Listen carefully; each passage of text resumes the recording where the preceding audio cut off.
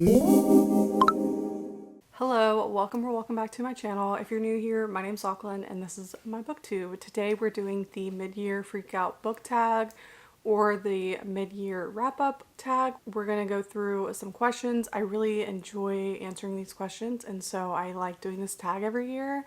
I will link my previous years down below. The day I'm uploading this is actually my birthday and I am currently spending the weekend with my besties. Very excited. This is the shirt that I got made for everyone and I'm just like obsessed. It's definitely not the most beautiful graphic designer shirt. However, I made it and I'm proud of it and I love it so much. So we're all wearing this today. Before we get started, if you do like my content, don't forget to subscribe to my channel so you don't miss an upload from me. Anyways, the first question is best book that you've read so far this year.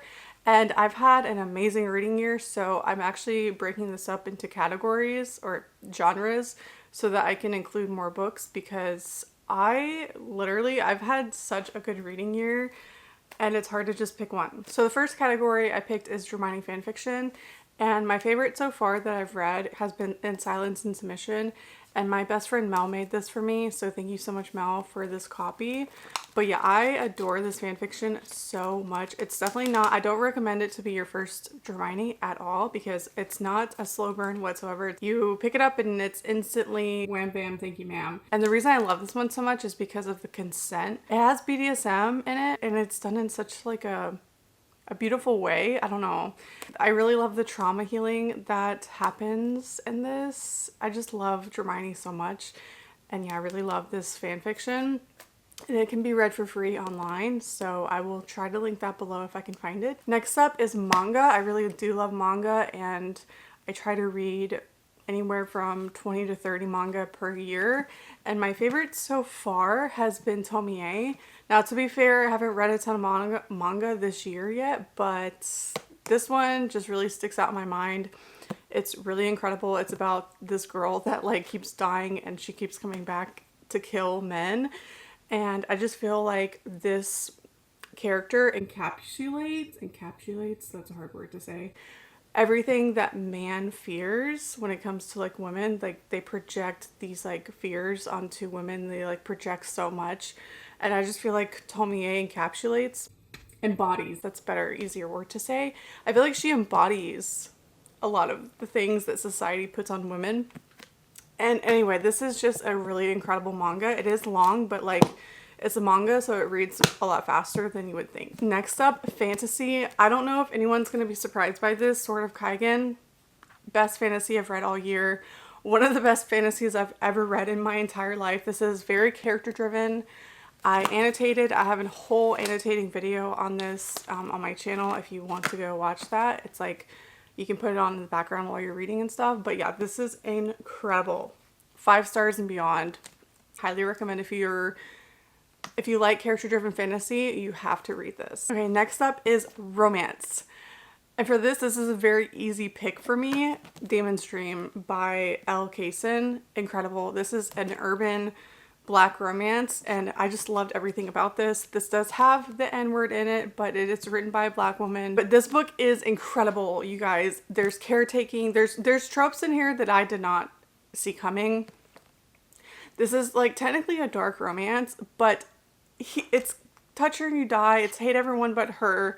Like this is so incredible. Please go read this book. This was recommended to me by someone that I follow on Instagram. I don't remember their handle, but if I can find it, I'll link it down below. And I just ate this shit up. Okay, I had it downloaded on my Kindle and I kind of found myself getting into like this little bit of a reading slump. Nothing was working. Like I was reading a bunch of books and nothing was working, or starting a bunch of books. And then I started this one and I couldn't put it down. I inhaled this shit. Like this is so good. Please read this. Next up is nonfiction. I don't read a ton of nonfiction, but even if I did, I feel like this would still be the best book so far that I've read. And this is The 100 Years War on Palestine. This book is incredible. It is jam-packed with facts and information that I never knew about Palestine. And so highly recommend this. I did listen to a lot of this on audio. I read some of it physically, but it's just it's perfect to read on audio, I feel like, too, because it almost feels like a podcast, but not a podcast. Like, I just had a really easy time digesting the information in this book, and so I really recommend it. If you do listen to audiobooks, this is just like an incredible one to listen to, and I feel like it's really important to understand everything about Palestine just because it's important. It affects all of us. Next up is classics. And again, I haven't read a ton of classics, but I'm going to include this because I currently am reading another classic. My goal is to start reading more classics. So Winnie the Pooh, this is a children's classic, but nonetheless still a classic, and it's so good. This book is stunning. I highly, highly recommend this. It's just like pure joy, and it brought back so many childhood memories from when me and my sister used to watch the show and like the episodes and stuff and like the movies. And my favorite as a kid was Tigger, and my sister's favorite was Pooh Bear. But I've definitely like grown more keen to Pooh Bear as being my favorite just because he's so relatable. But yeah, this one is just like pure joy. If you're feeling sad or down and you need something to like lift you up and to make you feel happy, pick up Winnie the Pooh. This is so, so good. Okay, and then next question is new release that you haven't read yet but you want to. And I'm gonna pick Where the Dark Stands Still for this because I heard that this was Howl's Moving Castle meets something. I don't remember. It's a fantasy, obviously, but it's a YA fantasy, and I really hope that I really like this because the cover is beautiful. It definitely was like a cover buy, but then also I think the blurb on Goodreads or something says it's like Howl's Moving Castle vibe. So I really hope that I like this. This is a new release that came out this year. The next question is most anticipated release for the second half of 2024. And to be honest, like I have no idea. I haven't really been keeping up with new releases before they come out because I don't know. I've just really been trying to step back on my book buying, and I have done an incredible job. I'm really proud of myself, to be honest. And with that comes like only reading books if I really feel like I'll love them, not just because it's an author I've read before and they're coming out with a new book. I no longer really like keep up with all of that. Now I still read new releases, of course, but yeah, so I'm not really sure as far as like new releases for 2024 that haven't come out yet that I want to read. I feel like maybe some thrillers or something. So yeah, I'm sorry I don't really have an answer for that one. Okay, number 5 is Biggest Disappointment. And I'm also going to wrap this up as to be one of the worst books I've ever read in my entire life, or maybe not my entire life, but like definitely this year. And that's Taming 7. I absolutely hated this book. I gave this book 1 star. Gibbsy, one of the main characters in this, is treated like absolute shit, and he's a survivor of many things, of abuse, SA, and just the way he's treated in this book. The first, I would say 200 pages, I actually really enjoyed, and then the last 150 pages, or the last like 200 pages, I guess, it totally went downhill. And I've never been so angry after finishing a book. This book also gave me nightmares. I'm not even exaggerating when I say I literally got nightmares because of one of the things that happens in this book. This character is like, this is not a spoiler by the way, but in front of a lot of people, something is exposed, and it's just so upsetting. Like, it's just so upsetting. There's scenes of certain things that are on page that don't need to be on page. A child getting assaulted does not need to be fucking on page. Like, I have a lot of problems with this book, and this is definitely like the worst book I've read so far, so definitely Biggest Disappointment. Okay, question number 6 is Biggest Surprise. And I would say A Good Girl's Guide to Murder is definitely the biggest surprise so far this year because I was so close to unhauling this book. And everyone told me, no, stop what you're doing. Do not unhaul that book. You need to fucking read it. Specifically, my friend Deja, and then a bunch of you in the comments. I really appreciate when you guys do that when I'm about to ruin my life by unhauling a book that I don't need to be unhauling. Because I read this. I read this instead of unhauling it, and it was 5 stars. 5 stars. I definitely understand why this book had so much hype. It's known as like one of the TikTok books or whatever, and I understand why. It's incredible. It's so good. 5 stars. Definitely one of my favorite thrillers I've read. Like, it's a YA thriller too, and it is so good. I love this book. I want to buy the series in paperback though, because I just feel like that would be more satisfying. But yeah, I really love this. Definitely biggest surprise. Question 7 is new favorite author, and I have a hard time with this one, but I do have an author that I want to read way more of because I've only read like 3 or 4 of her books so far, and that would be Gianna Darling. So I want to finish out the Fallen Men series by her. I really loved Serpentine Valentine. It is really dark though, so it's a Medusa retelling, but it's really good. I think the second chapter, if you want to skip that because it has like heavy triggers. I mean, the whole book is like heavy trigger, but like it's really good. I just really love it. It's sapphic too, like chef's kiss. So I want to read way more of Gianna Darling. She's definitely becoming a new favorite author for dark romance, and I really love her writing. Question number 8 is a book that made you cry, and Sword of Kaigen. I sobbed not once, not twice, but I believe 3 times. I know it was at least twice, like full on dry heaving, body racking sobs. Sword of Kaigen. I've never gotten a book to get more than 1 sob out of me. I don't think ever. Like, yeah, crying is one thing, but like I was sobbing. Sword of Kaigen. So good. Okay, I definitely think I got the number and questions like mixed up because I totally missed question number 2, which is best sequel so far this year. And Scarlet. This is the second book in the series of the Lunar Chronicles by Marissa Meyer, and this was so good. I gave this one 5 stars. So far, out of the series, this is the only one that I've given 5 stars. I just really love this one the most. There's just something about the plot and the characters and the way that it was written that really just did it for me, and I annotated a little bit, and like I wasn't planning on that for the series. So yeah, this one I really loved. 5 stars. Okay, and then we're gonna go back to question number 11, which is a book that made you happy, and Winnie the Pooh. Do I need to explain anything else? Because I've already talked about this. But yeah, this one made me extremely happy. The whole time I was reading it. Beautiful, stunning, gorgeous.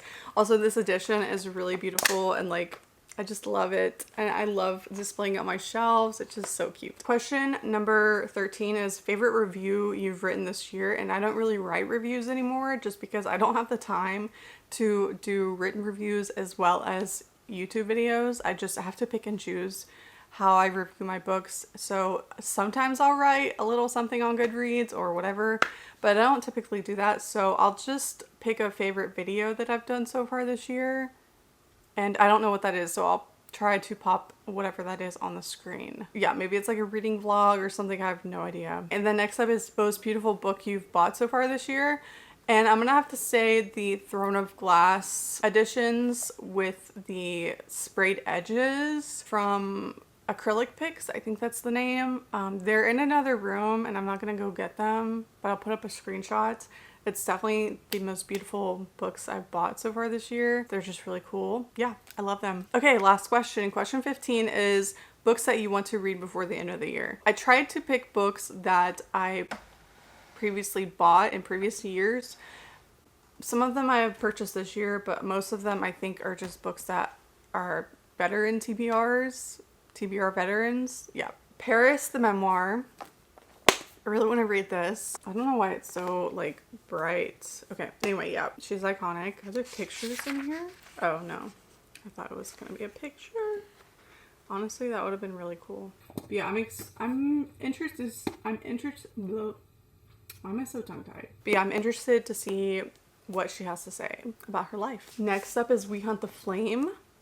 Let me know if you've read this. I've definitely heard mixed reviews, so I don't really know what to expect for this, but I really do hope that I like this, because I've heard like the people that love this really love it, and then there's like some mid reviews, I've seen some negative reviews, but I really hope that I like this one. And then Woodakoi Volume 3. I really want to get back into reading the series. I read the first 2 volumes, and yeah, the cover is just like so cute.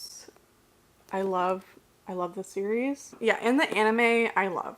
I wish they would continue the anime, but you know, whatever. So yeah, I want to try and read at least 1 or 2 of those before the end of the year.